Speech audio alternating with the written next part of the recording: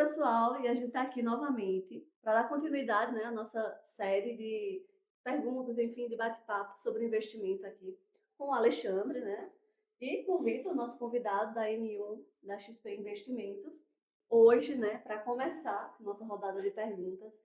Vitor, com relação à questão do fluxo de caixa, né, que é uma dúvida geral do pessoal, o que fazer para conseguir colocar ele em algum investimento, ter um rendimento, mas também tem a liquidez que a gente precisa que o fluxo de caixa tenha, a gente como empresa. Então, para uma empresa, quais seriam os melhores investimentos para alocar o fluxo de caixa? Perfeito. Então, tem algumas aplicações no mercado financeiro que são exclusivas para a pessoa jurídica, certo? Uma delas se trata para fluxo de caixa de curtíssimo prazo. Por exemplo, você tem um supermercado e precisa renovar estoque ou até mesmo pagar folha de pagamentos. Tem aplicações no mercado onde você consegue rentabilizar na renda fixa em 5 dias, uma semana, que no mercado tradicional não seria possível. Por quê? Uma aplicação convencional na renda fixa, você tem que deixar pelo menos 30 dias para ter um rendimento, porque o IOF ele come quase toda a rentabilidade no curto prazo, nas primeiras 2 semanas, certo? Já nessas aplicações voltadas para pessoa jurídica, para fluxo de caixa, você consegue rentabilizar em 5 dias, uma semana, com a isenção do IOF, que em tese comeria todo o rendimento, na aplicação convencional da renda fixa. E essas aplicações se chamam compromissadas. Então você consegue rentabilizar o seu caixa no curtíssimo prazo, ali em 2 dias, 5 dias, uma semana, por conta da isenção do IOF.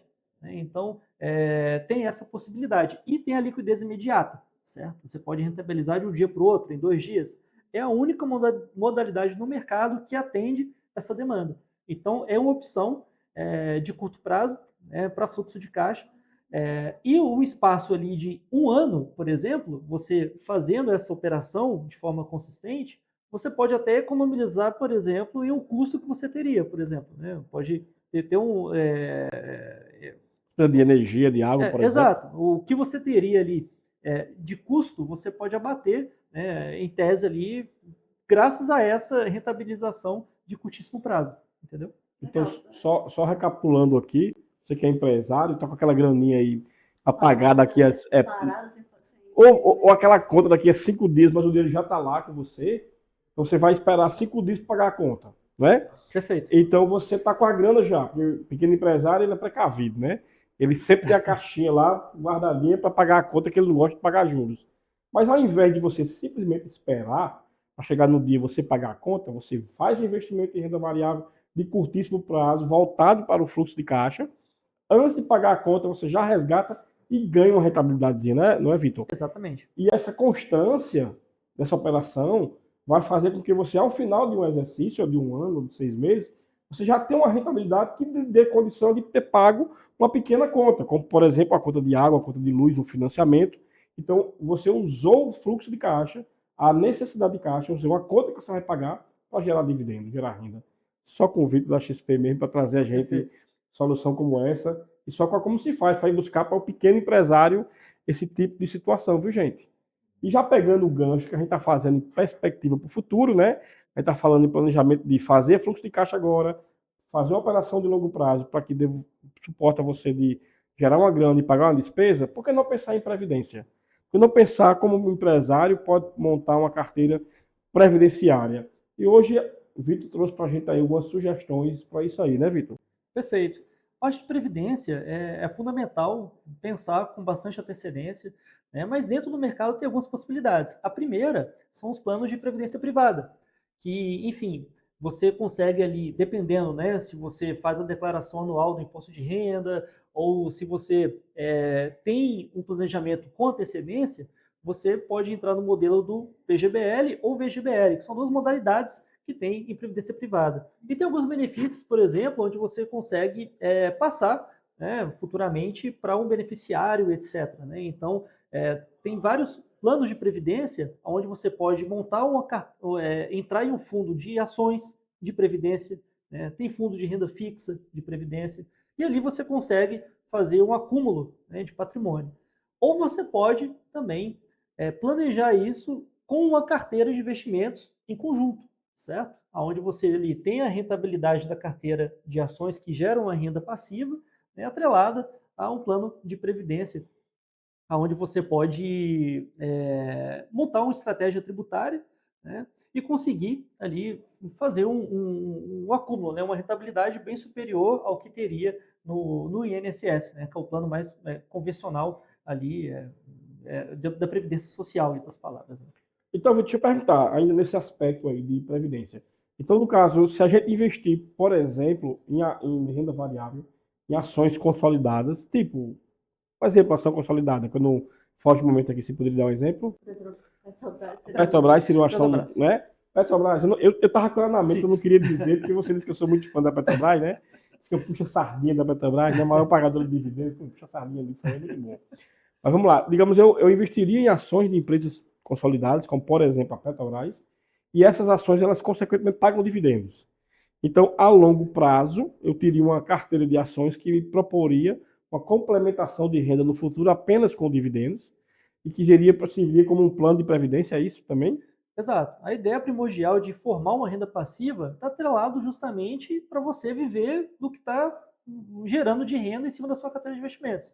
Então, quando você monta um aporte recorrente todo mês, né, ao longo de um ano, 2, 3 anos, vai tendo o efeito dos juros compostos. Né? Então, em 10, 15 anos, quando você se aposentar, já a sua carteira tende a ter os juros compostos, né?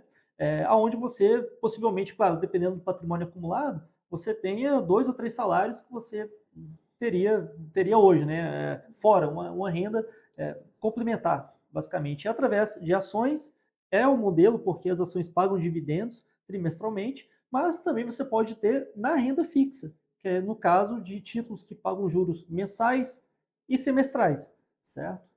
Então, dá para ter uma rentabilidade mensal em renda, também na renda fixa, e além das ações, fundos imobiliários, que também é outra modalidade que paga todos os meses. Certo? Então, dá para montar uma estratégia onde você receba mensal, trimestral e anual.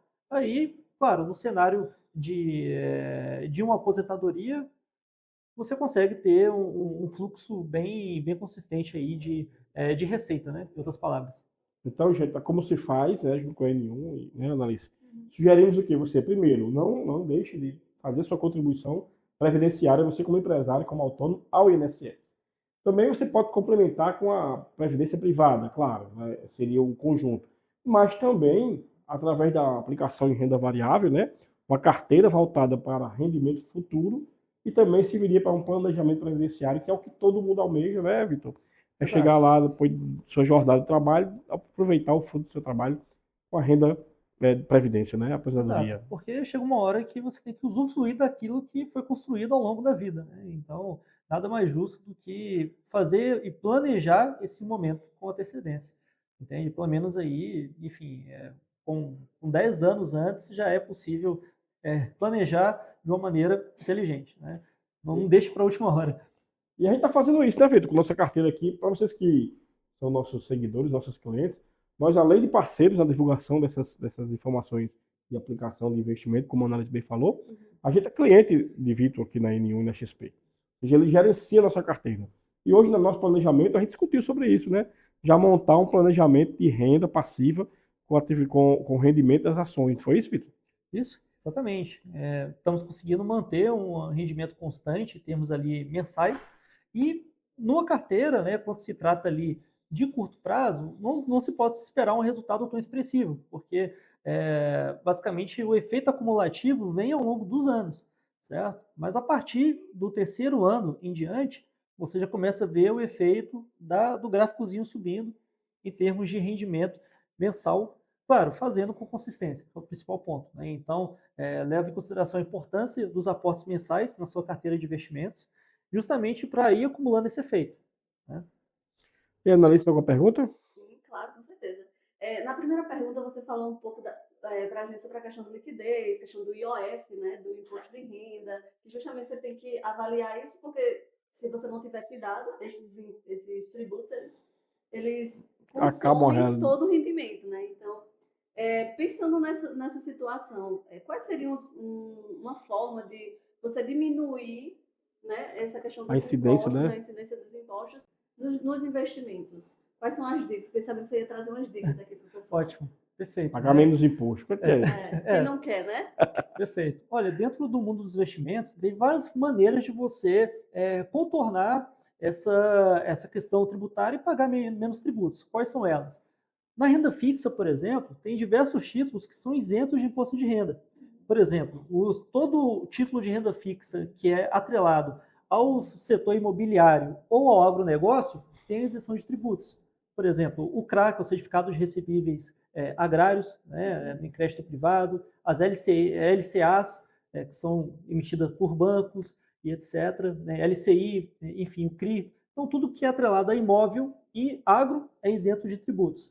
E na parte de debêntures, né, que são emitidos por empresas, dívidas de empresas, tem as debêntures incentivadas, que basicamente quando a empresa ela usa esse recurso emitido pelo mercado, né, para infraestrutura, ela também é isenta de imposto de renda. Tá? Então, tem essa parte na renda fixa. Na renda variável, né, na parte das ações, você tomando cuidado de vender abaixo de R$ 20.000 por mês, também você é isento de tributação, certo? Então, tomar esse cuidado, né, de vender abaixo de 20 mil. E também, se você oferiu prejuízos anteriores, você pode abater esses prejuízos em imposto de renda futuro. Então, por exemplo, em um mês você teve um prejuízo ali de R$ 5.000, vendeu uma ação com prejuízo. Só que no outro mês você teve um lucro fez uma venda, né, acima de R$ 20.000 e teve 5 mil de lucro. Você pode abater esses 5 mil com o prejuízo que você teve passado no mês passado. Né? Então você não pagaria. Compensação, no caso. Exato, compensação. Então você não pagaria nenhum tributo em cima disso. Então, ter essas notas de corretagem altamente, ter o controle assertivo ali para você poder compensar e não pagar tributos desnecessários, em outras palavras. Ou seja, Entendi. é realmente ser organizado, né? Se for para Exato. economizar, um dos pré-requisitos é ter organização, né? Isso, perfeito. Então, enfim, em resumo, na renda fixa, né, aproveitar esses títulos que são isentos de tributos e na renda variável, tomar esses cuidados. Então, gente, se você faz investimento, venda de ações, tomar cuidado para vender, quer ficar isento, venda aí 20 mil por mês, né, Vitor? No limite. No limite. E acompanhe se em algum momento você teve prejuízo com a venda de ações. Guarda essas informações, procura um contador, né, ideal, né? Perfeito. Procura um contador, como se faz a empresa de contabilidade e soluções empresariais, né?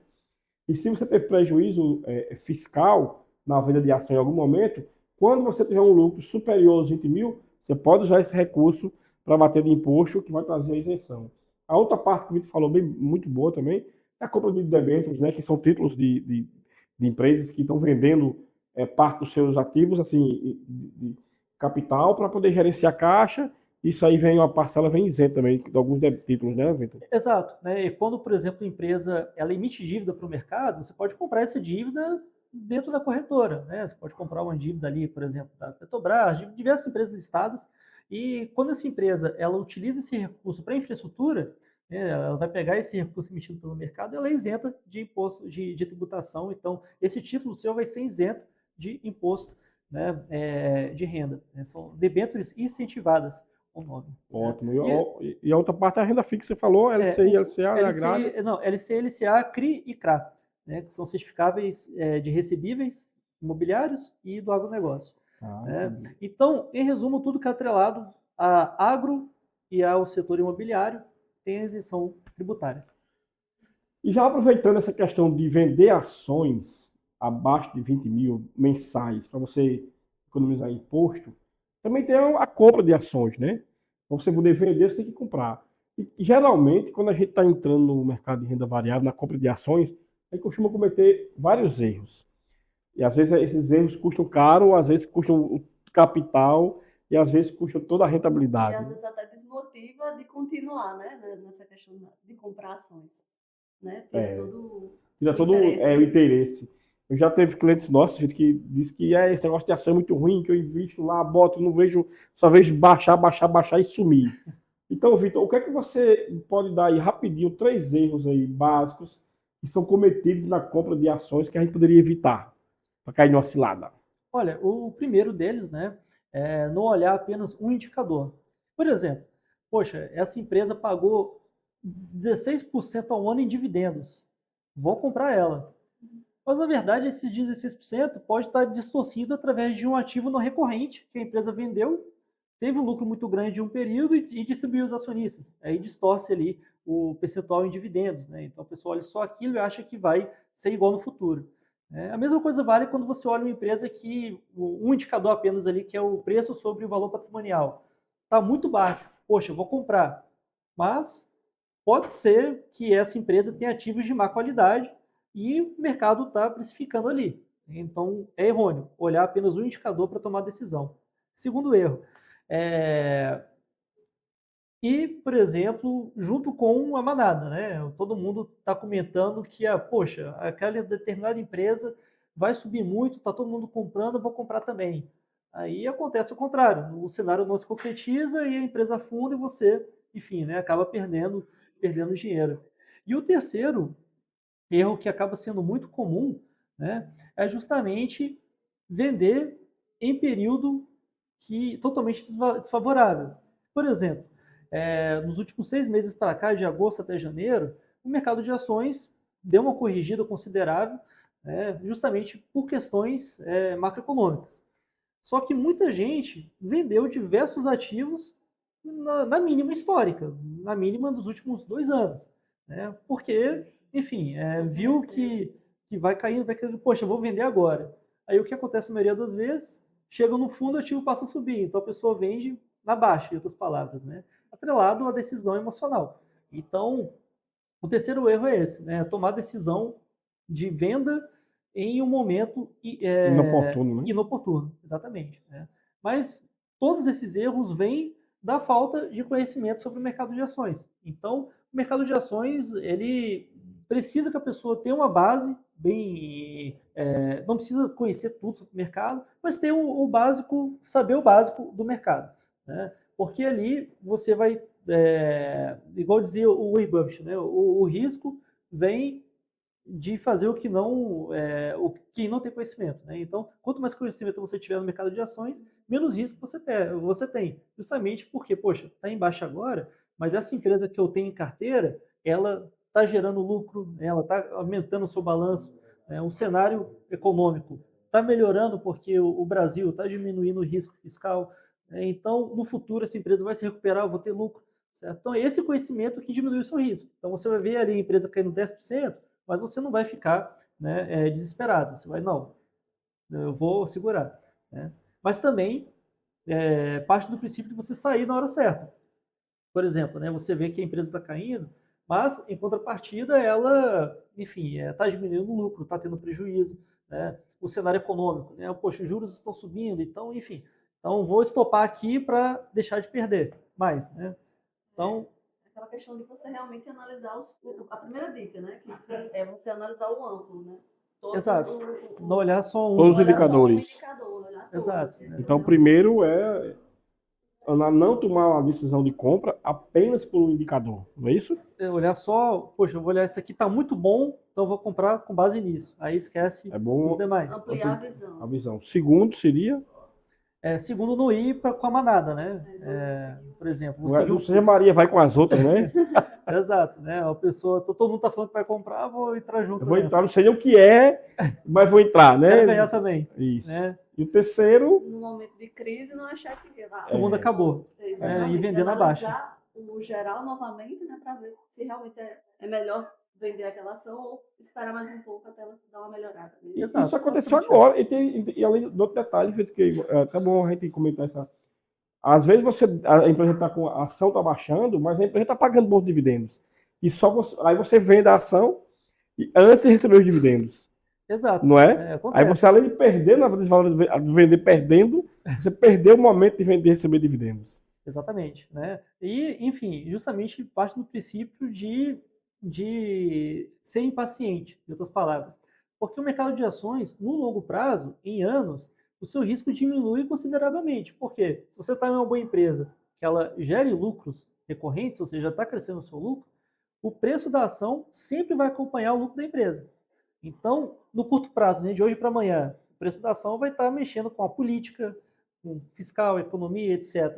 Mas se a empresa está aumentando seus lucros, o preço da ação vai de encontro, vai convergir um determinado aumento, né? Então, vai ser para acompanhar, né? Graficamente, historicamente, em 10 anos, o seu risco no mercado de ações cai para baixo de 50%. Acima de 10 anos, vai para quase zero. Isso são dados compilados. Desde o início que a bolsa virou bolsa, é assim. Então, boas empresas, bons lucros, o preço da ação vai subir conjunto. Então, gente, fica aí o encerramento, a minha mensagem. Acompanhe nossas dicas de investimento, como se faz, nos sigam nas redes sociais. Está aqui nosso parceiro Victor da N1, a XP aqui em João Pessoa. E, Analice, É isso. Obrigada, né, pela participação, Vitor. E a gente espera ter mais assuntos, mais dicas para trazer nos próximos episódios, né, dessa nossa série. Ótimo, obrigado pelo convite e aguardando a próxima.